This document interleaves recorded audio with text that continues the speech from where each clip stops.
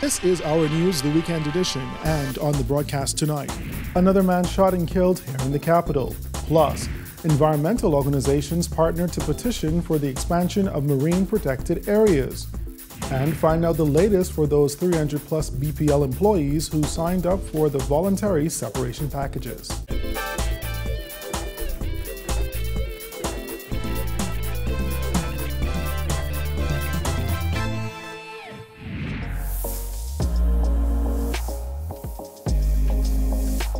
Our news is brought to you by Alive. Good evening, I'm Andrew Knowles, and thanks so much for joining us. Police with another murder investigation on their hands after a man was shot and killed while standing outside a bar early this morning. The incident took place on Crooked Island Street. It was shortly after midnight when police received reports of gunshots in the area, and when they arrived on the scene, they met the victim lying with injuries about the body. The information that we're working with thus far tells us that this man stepped outside the bar just around or shortly after 12 midnight when persons who were in the area opened fire and ran from this area. We know that there were other persons maybe outside the bar or in the area of the bar who may have some information that can assist us with identifying those responsible for this incident, and we're asking those persons to give us a call. Speak to us, please, so that we can identify and bring this matter to a close. Now, when EMS personnel arrived on the scene, they were unsuccessful in attempting to revive the victim. He was pronounced dead. And with the recent spree of murders happening over the last 2 weeks, Superintendent Knowles says officers are beefing up their presence in those hotspot communities. We are, again tonight, we established another special operations group. They are working in this area and in the inner city, and unfortunately this still occurred. But we have a number of patrols on the streets as we speak. And over the last 2 weeks, the majority of murders have been as a result of shootings. According to police records, 129 firearms have been taken off the streets so far this year, with 3,785 rounds of ammunition seized. But Superintendent Knowles says there's still too many illegal firearms making its way onto the streets. We do believe that there are still a lot of illegal weapons out there on the streets. However, the police are out there, and as you can see, we are getting weapons off the streets. You're seeing that from the numbers that we put up each time we do get a firearm. So yes, but we are working, and we will continue to work to free our streets from these illegal firearms. Meantime, one person had to be airlifted here to the capital following an early morning fire on Harbor Island.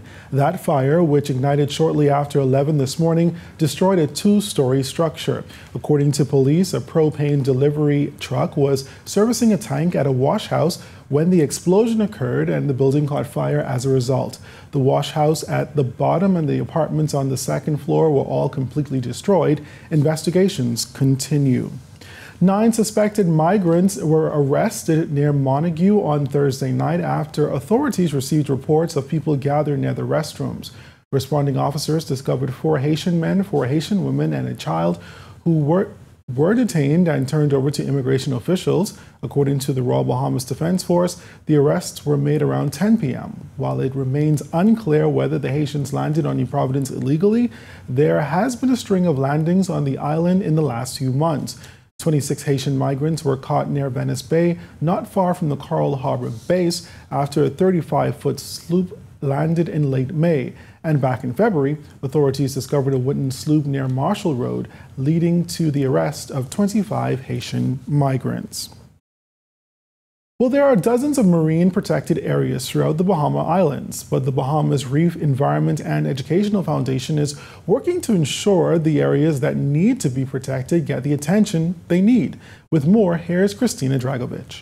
Reef, in partnership with the Bahamas National Trust and the Nature Conservancy, has signed on to a 3-year project which focuses on proposed sites for protection in the Bahamas and expanding the Bahamas Marine Protected Area Network. This project is in its 3rd year, and we're looking for the public to come out and provide their thoughts and their input at this community meeting. Brief Executive Director Casuarina McKinney-Lambert says the partners are hosting a community meeting this week to get the input from stakeholders who interact with or care about the marine environment. We're hoping that a lot of fishermen will come out and also people involved in the tourism industry and in hospitality that have impact on our marine environment and are interested in the future.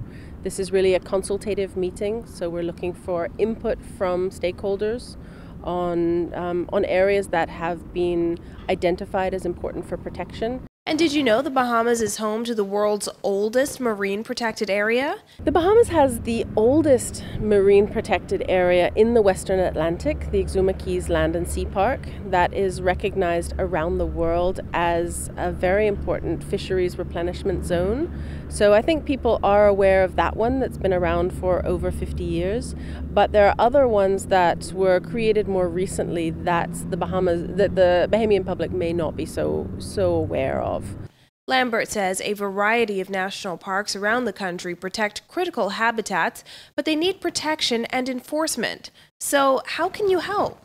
Visit the Bahamas Protected Facebook page. This is this collaborative effort between Brief, BNT and the Nature Conservancy.